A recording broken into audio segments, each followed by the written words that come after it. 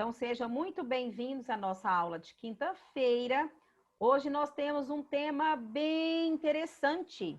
Nós vamos falar sobre a independência do Brasil.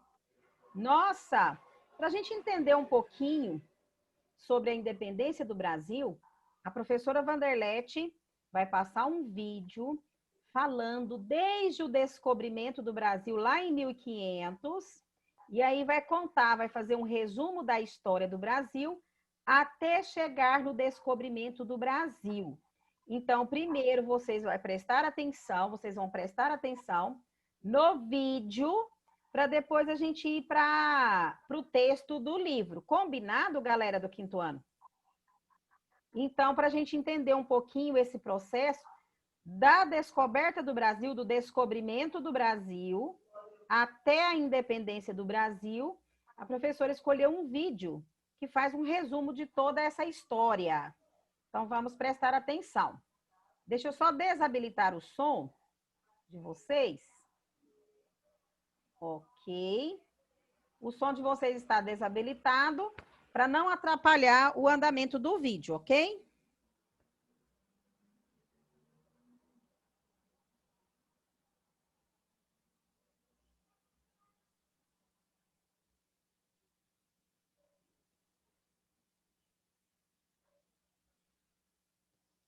Então, está aqui.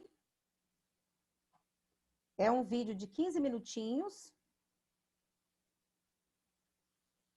Deixa eu só ampliar ele para ficar melhor na gravação. Isso. Então, vamos percorrer na história do Brasil. A história do Brasil. A história do Brasil começa há muito tempo atrás, quando os primeiros humanos chegaram ao continente americano, por aqui ou por aqui, e acabaram se dividindo em vários grupos. Antes da chegada dos portugueses, o território do Brasil era habitado por diferentes tribos indígenas.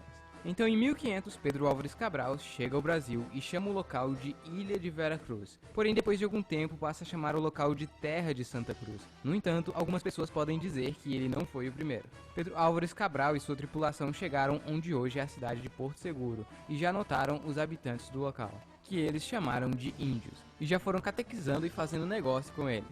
Neste tempo, a única coisa que os portugueses levavam do Brasil era o famoso pau-brasil, que era muito apreciado na Europa. Apesar de ter descoberto o Brasil em 1500, os portugueses começaram a colonizar, ou seja, viver e se mudar para o Brasil somente em 1530. Alguns anos antes, Portugal e Espanha queriam dividir algumas terras. Ah, tipo um pequeno território dos países? Não, o mundo inteiro. Então fizeram um tratado. Na América, isso foi crucial para as fronteiras atuais. O Brasil acabou sendo dividido nas capitanias hereditárias, mas isso não funcionou muito bem, então veio o Estado do Brasil e posteriormente também o Estado do Maranhão. Nesta época perceberam que o Brasil era muito bom para a plantação da cana-de-açúcar, porém alguém precisava trabalhar nas plantações. Então começa a vir os primeiros africanos para serem escravos e trabalharem nos campos de açúcar. Durante o século XVI, os franceses tentaram pegar o rio. Aconteceu algumas revoltas dos índios contra os portugueses e alguns desentendimentos entre Portugal e Espanha. Em 1580, Portugal e Espanha acabam formando a União Ibérica, pois o rei de Portugal havia morrido e o mais próximo da linha de sucessão era o rei da Espanha, e isso foi até 1640. Isso meio que anulava o Tratado de Tordesilhas. Então os portugueses começaram a se expandir para o oeste. E quem participou dessa expansão? Os bandeirantes, que foram fazer uma expedição em busca de minérios e escravos. Os holandeses invadiram o Nordeste e ficaram lá por um tempo. Depois foram expulsos pelos portugueses, que já haviam se separado da Espanha. E isso gera a crise do açúcar, já que os holandeses pegaram o conhecimento e o aplicou em outro lugar. Porém, no final do século XVII acabam sendo descobertos ouro na região de Minas Gerais, e começa assim o ciclo do ouro. Durante o século XVII, os franceses tentaram invadir São Luís, no Maranhão, mais revoltas dos índios e de outras pessoas da população, e vários outros acontecimentos. Com a descoberta de ouro em Minas Gerais, a região começou a atrair pessoas de todas as partes, e logo se tornou a capitania mais populosa. Minas Gerais tinha muito ouro, e a coroa portuguesa queria seus 20%, ou então era a derrama. E isso deixou muitos mineiros revoltados. Acontece assim a Inconfidência Mineira, Portugal não gostou nada dessas pessoas conspirando contra ele e declara lesa majestade, ou traição do rei. O único condenado à morte foi um cara chamado Tiradentes. O século XVIII foi muito agitado no Brasil, várias revoltas, conspirações, desentendimentos com os índios, sabe? De sempre. O século XIX. O comecinho do século no Brasil foi marcado por mais conspiração e a invasão da Guiana Francesa. Porém, na Europa as coisas estavam interessantes. Em uma tentativa de enfraquecer a Inglaterra, Napoleão Bonaparte declara bloqueio continental em toda a Europa. Ninguém deveria fazer negócios com os britânicos. Portugal, no entanto, como tinha uma boa relação com o Reino Unido, fala: e se eu não quiser? Então Napoleão invade Portugal. Com isso, a família real portuguesa se move para o Brasil. Mas não só eles, vieram cerca de 15 mil pessoas de Portugal para o Brasil nesta época. Com isso, o príncipe assinou um decreto que liberava o porto brasileiro para fazer negócio com outros países. Assim, ele poderia continuar ajudando os britânicos. Além das pessoas, várias outras coisas valiosas vieram para o Brasil, como um acervo de livros da Biblioteca de Lisboa e várias outras coisas de valor. A vida da família real mudou o rosto do país, principalmente do Rio de Janeiro. Várias lojas, teatros e joalherias e várias outras coisas foram abertas ali. A arquitetura começou a seguir um padrão mais europeu e várias outras coisas foram criadas, como a Academia da Marinha, Academia Militar, Laboratórios de Química, etc. Com a derrota de Napoleão, veio o Congresso de Viena, feito para restaurar a ordem na Europa. Porém, Portugal estava em uma situação irregular. Seus comandantes não estavam em Lisboa. Dom João VI e seus súditos não estavam querendo voltar para Portugal tão cedo, já que haviam se instalado e investido muito aqui no Brasil. Então, para resolver a situação, ele eleva o Brasil para reino. No caso, o Reino Unido de Portugal, Brasil e Algarves. Porém, isso não deixou os portugueses muito satisfeitos. Enquanto isso, o Brasil anexa a Cisplatina e acontece a Revolução Pernambucana, onde Pernambuco pretendia se tornar uma república. Porém, Dom João VI deu um jeito neles. Acontece a Revolução Liberal na Bahia e no Pará, e a Bahia também tenta ser independente. Os portugueses não estavam nada satisfeitos com seus líderes aqui no Brasil, e exigem a volta do rei para Portugal. Eles também queriam que o Brasil voltasse a ser uma colônia de Portugal, porém os brasileiros não gostaram nada disso. Então, para evitar um conflito, o rei volta para Portugal e deixa seu filho, o príncipe Pedro de Alcântara, aqui no Brasil. Porém, mais tarde, os portugueses exigem a volta de Pedro também. Então acontece o Dia do Fico, onde Pedro de Alcântara falou que iria ficar aqui no Brasil. Mais tarde, quando Pedro estava resolvendo alguns problemas na província de São Paulo, ele...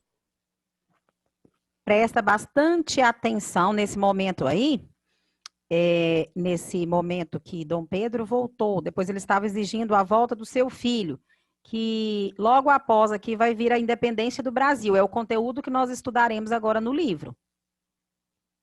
Ele é avisado que estavam querendo tirar a autonomia brasileira. Então ali mesmo ele grita independência ou morte, às margens do rio Ipiranga. Meses depois, o Brasil seria oficialmente independente. Apesar de dizermos que a independência do Brasil foi pacífica, houve sim uma guerra da independência em várias das províncias do país e nos mares, até que Portugal reconheceu a independência do Brasil na condição de pagarmos.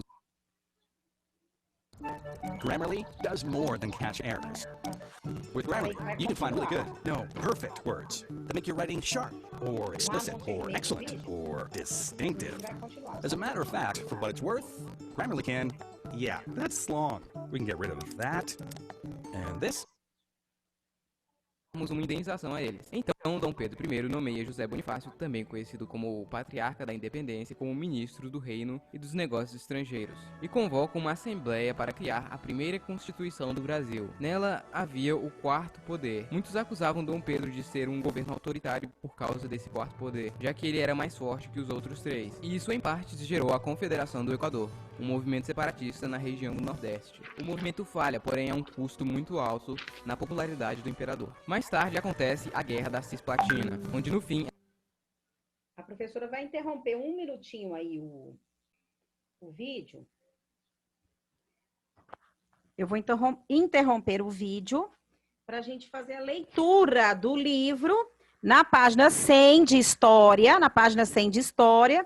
para vocês entenderem que o vídeo lá está somente agregando o conteúdo da página 100, que é a independência do Brasil. Todos vocês com o livro aberto de História na página 100.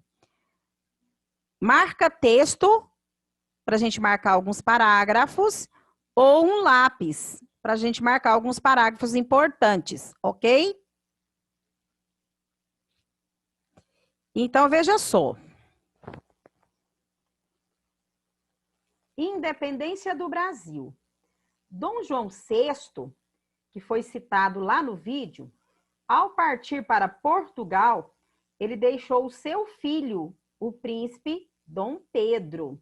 Lá no vídeo foi citado como Pedrinho, lembra? Governando em seu lugar. Os portugueses, porém, não gostaram dessa permanência de Dom Pedro no Brasil, pois queriam que o Brasil voltasse a ser uma colônia. A corte portuguesa exigiu, então, que ele também voltasse para Lisboa. Pode sublinhar esse primeiro parágrafo, que ele é bem importante. Mesmo pressionado, Dom Pedro resolveu ficar no Brasil. José Bonifácio de Andrade e Silva, ministro do reino, aconselhou o príncipe a assinar um decreto declarando que as ordens da coroa portuguesa só seriam obedecidas no Brasil com a sua autorização. Começa aí as leis. Diante disso, a coroa portuguesa enviou ordens que anulavam todos os direitos do príncipe e ameaçou mandar tropas ao Brasil para obrigar Dom Pedro a voltar para Portugal. Também o terceiro parágrafo, pode sublinhar porque ele é importante. Então, a coroa portuguesa, o reino de Portugal queria obrigar a Dom Pedro, na verdade, o filho de Dom João, a voltar para Portugal. Dom Pedro decidiu cortar os laços que unia Brasil e Portugal e proclamou a independência do Brasil em 7 de setembro de 1822. Olha aí, que data importante na história do Brasil. Então, o Brasil tornou-se independente em 7 de setembro de 1822. Logo a seguir, em 12 de outubro, foi aclamado imperador do Brasil com o título de Dom Pedro I. Essa data marcou o início do período imperial, que é o período do Império Brasileiro, mas a forma de governo permaneceu como uma monarquia. Sua coroa como imperador do Brasil ocorreu em 1º de dezembro de 1822, no Rio de Janeiro. Pode sublinhar para mim também todo esse primeiro parágrafo. O último parágrafo, na verdade, de Dom Pedro até Rio de Janeiro.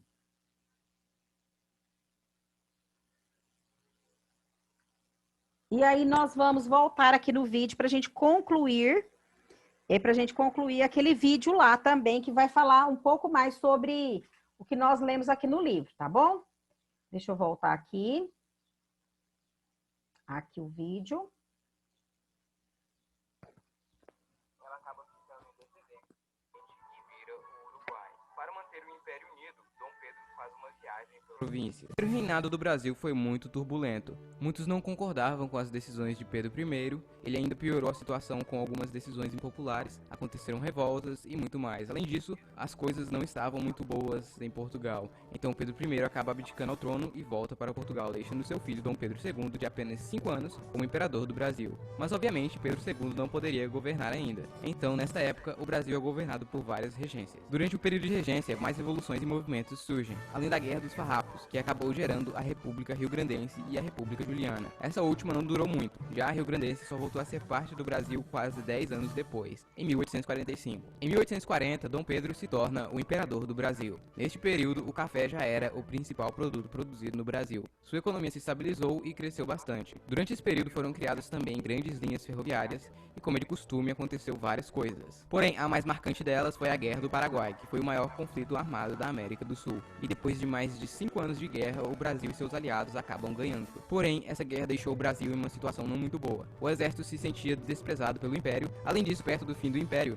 foi assinado a Lei Áurea, lei essa que liberava os escravos. Porém, muitos donos de escravos não ficaram muito felizes com isso. Eles queriam ser indenizados pelo governo e ficaram contra o Império também. Com o fim da escravidão, começou também um período de grande imigração para o Brasil, já que o Brasil precisava de trabalhadores. Em 1889 acontece o golpe de Estado que deu fim ao Império e início à República do Brasil, ato também conhecido como Proclamação da República. Essa foi nossa primeira bandeira republicana, bem original por sinal. Porém, ela foi usada por apenas 4 dias, até ser substituída pela versão que conhecemos.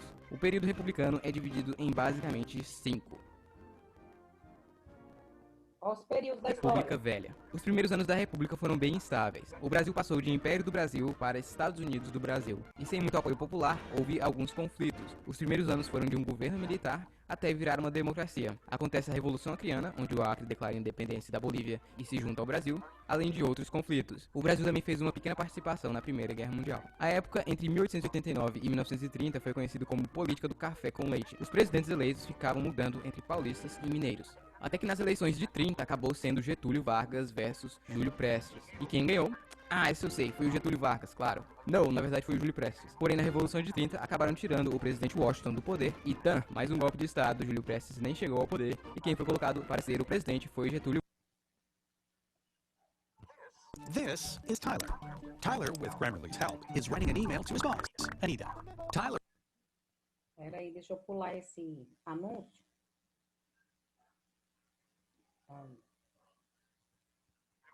Júlio Vargas, dando assim fim na República Velha e início à Era Vargas, que duraria 15 anos.